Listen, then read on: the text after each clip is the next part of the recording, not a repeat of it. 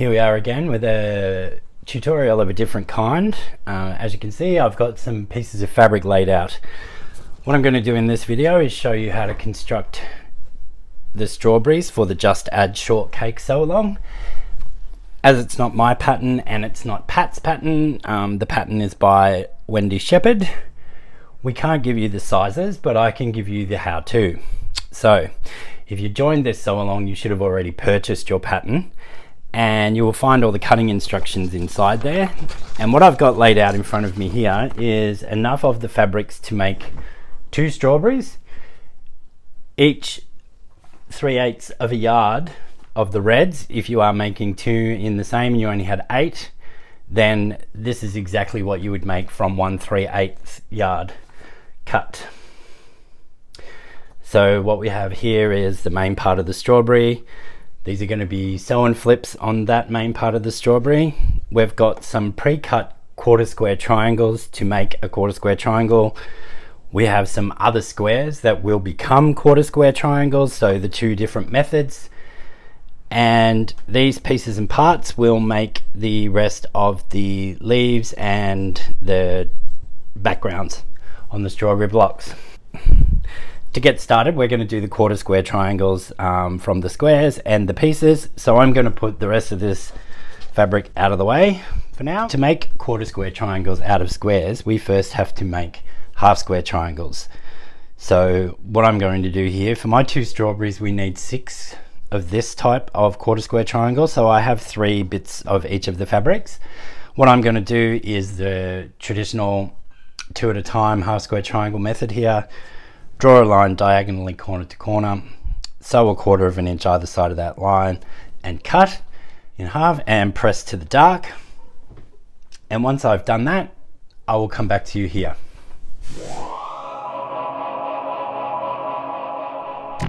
Okay, so we have all of our half square triangles that we just made from the 3 squares of each fabric. Now to create the quarter square triangles, we don't trim anything up at this point, but we grab 2 of our half square triangles and we're going to line these together with the colors opposite. And you need to ensure that this seam nests the whole way along. Get them as square as you can. Now where this one differs, we are going to draw a line again on each of these from corner to corner.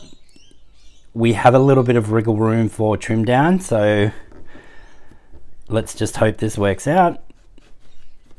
Draw that line, and now again we have to sew a 1/4 of an inch either side of this line. You can pin if you like, I'm not going to. I tend to feed it through the machine with this seam flipped up. That way, as the needle and the presser foot comes along, that will actually push our nested seam together, and you'll get better accuracy. And then when you sew down the other side, it's already held in place. Those are sewn, and you can check your line up by opening it that way, and that's pretty perfect. So now we're going to trim on that drawn line, just as per half square triangles. And now it's up to you which way you press. You could even spin the seam on the back if you like. So I'll show you that on one of them, but I am just going to press to one side. So when you need to spin the seam, you just have to pull it apart smallly there to split those stitches. And then you will be able to spin these seams out and press. Just show you once again there. So we've got the last seam that we just sewn here. Just give it a bit of a twist to pop the stitches, and then you can press and swirl those and create a little 4 patch. I'm going to give those a press and I'll be back.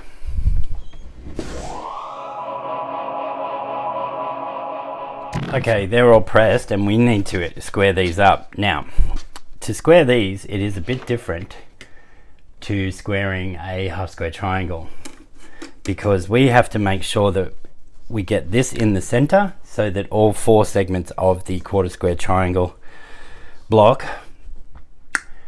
are equal. So The trick here is whatever size you're trimming to, you halve it, you place that halfway mark in the center, and you still line up your 45-degree line here. This one is going to be trimmed to 2.5. So we have 1.25 in the center there. If you can see that, still lining up this diagonal line.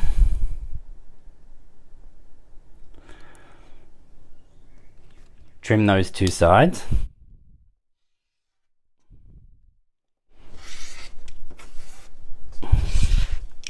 See, we have a nice point there.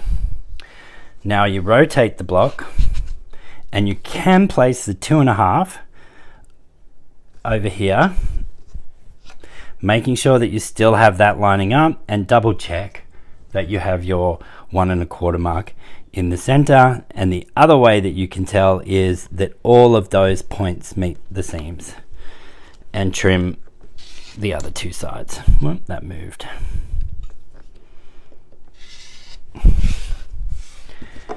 And you have a square and balanced quarter square. I'll get the rest of those finished, and we'll come back to how to create it from the parts and pieces.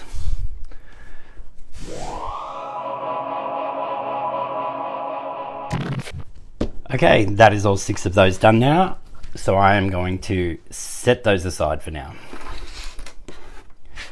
To create the quarter square triangles with your pieces, we need the same sort of idea. We are creating 2 with these, so we can lay them out so that we know we're going to get the correct orientation. And we will sew this seam and this seam. So pull these over and sew down one short side. I'm going to mark it with a pin so that I don't get confused.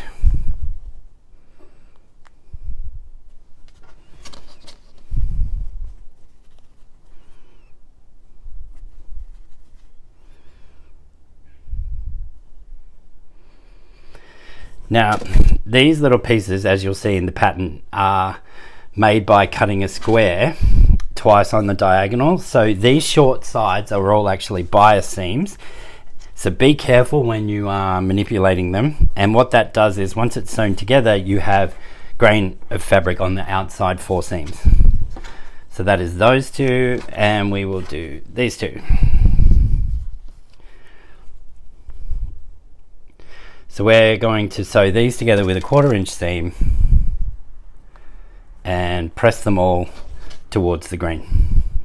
Okay, so those are sewn and pressed now to the green. And as you could imagine, to create our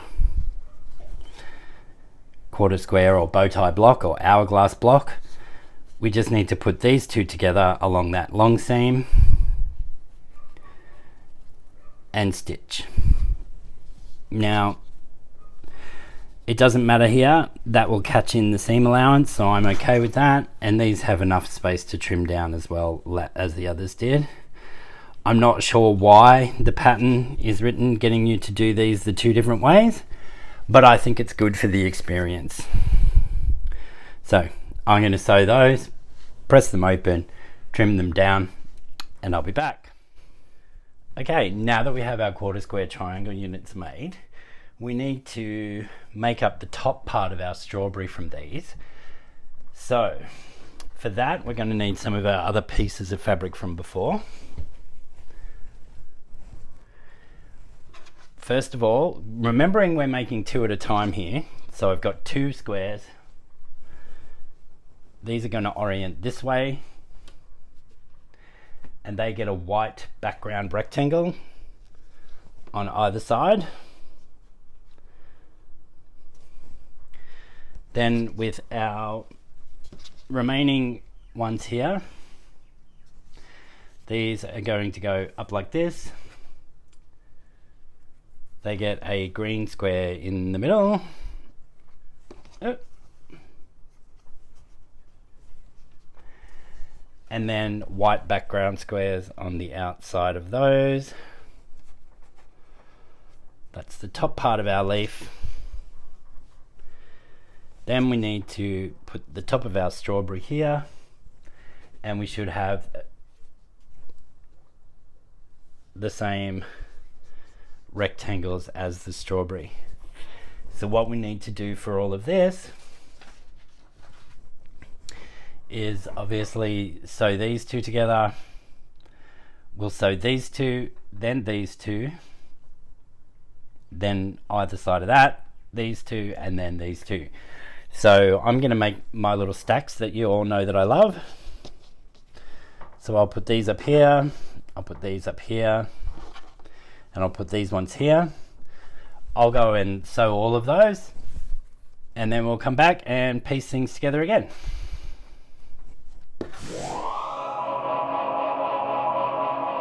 Just remember, I am only making 2 at a time.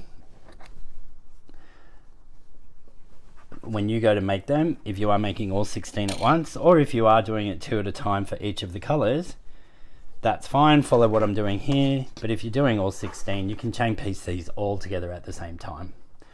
We're going to line those up now, as they would be, to see that our pressing is going to work before we give them an actual press.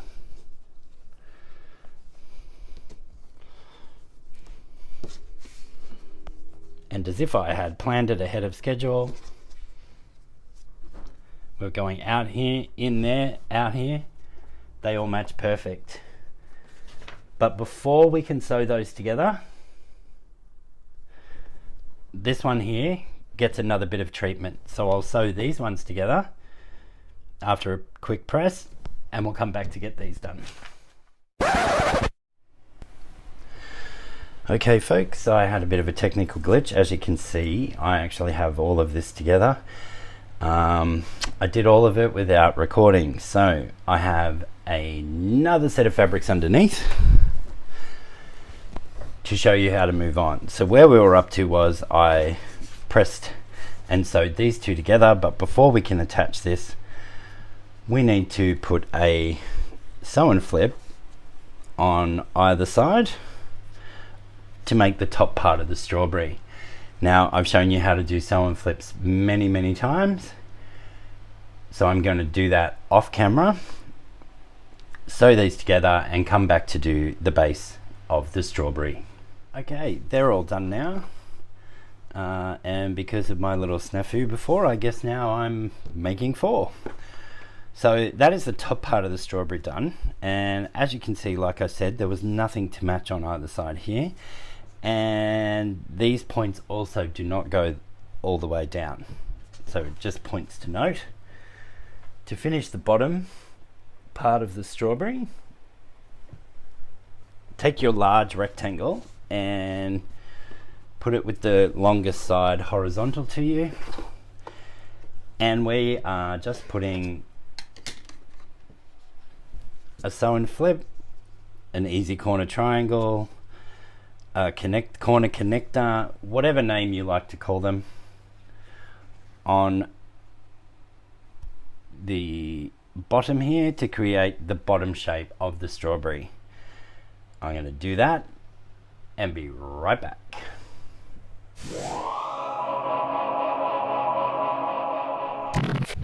Rightio folks, those bottom corners are now done. As you can see, we definitely have the shape of our strawberry, and these corners are so large that you end up with some bonus 3.5-inch half square triangles. You could make that into a pinwheel, you could use it on the back of the quilt, you could do whatever you like with them actually. For now, I'm just going to set those aside and move on. The last step in completing the strawberry is to sew the tops on, and we'll be done.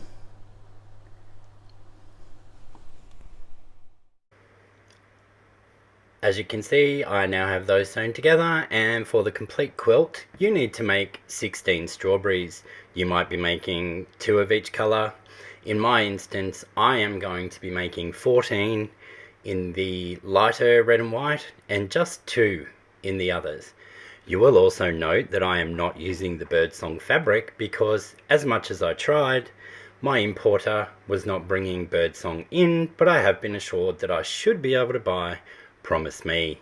We'll see you again next week, and don't forget, if you've liked what you've seen and you haven't done so already, why don't you subscribe to my channel? If you did like it, hit the like button, and that tells YouTube that my video needs to be shown to more people. Okay folks, I will see you again next week. Bye for now.